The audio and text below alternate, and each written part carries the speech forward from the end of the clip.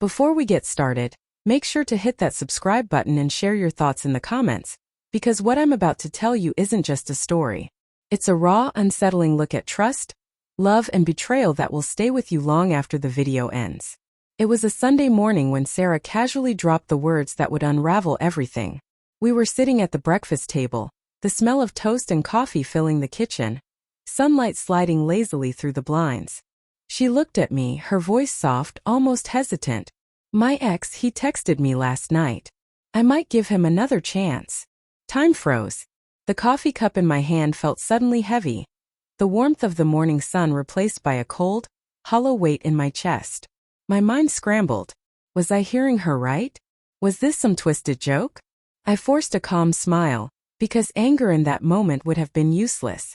"Okay," I said quietly, "I hear you." But inside a storm was building. Questions, doubts, paranoia, all swirling together. In the days that followed, I tried to ignore it, tried to tell myself I was overreacting. But small things started piling up, subtle cracks in the life we'd built together.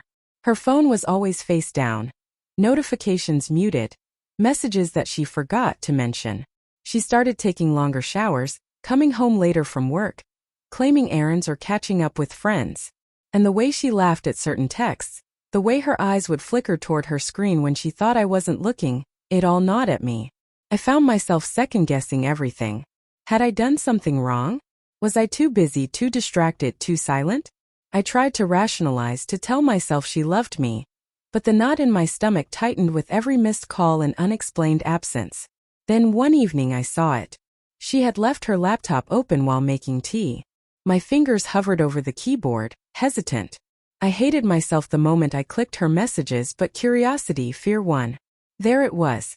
A chain of texts between Sarah and her ex, each one casual on the surface, yet laced with intimacy I hadn't been invited into. Flirtatious jokes, shared memories, subtle plans to meet just to talk, which everyone knows is rarely just a conversation. My hands trembled, my heart pounding so loud it almost drowned out the ticking of the kitchen clock. I didn't confront her immediately. I couldn't. I spent nights staring at the ceiling, remembering the little things she'd done that now felt like lies. The way she brushed past me with a giggle she reserved for someone else, the secret smiles at her phone, the whispered nothing when I asked what she was thinking. Every memory was tainted, a puzzle revealing pieces I hadn't wanted to see. Finally, I couldn't hold it in anymore. I waited until she came home from work, the smell of rain on the pavement clinging to her coat, and I asked, my voice quieter than I expected, "Sarah, are you thinking of leaving me for him?" She froze. I saw the hesitation, the guilt, the shame. "Wasim, I don't know," she whispered. I don't want to hurt you, but I can't stop thinking about what we had." The words hit me harder than any betrayal could. Not because she admitted it, but because of the way she tried to justify it. I felt anger flare up, then ebb into a numb sadness I didn't think I could survive. "I thought we were happy," I said, my voice breaking. "I thought we were building something together." She didn't answer. She couldn't.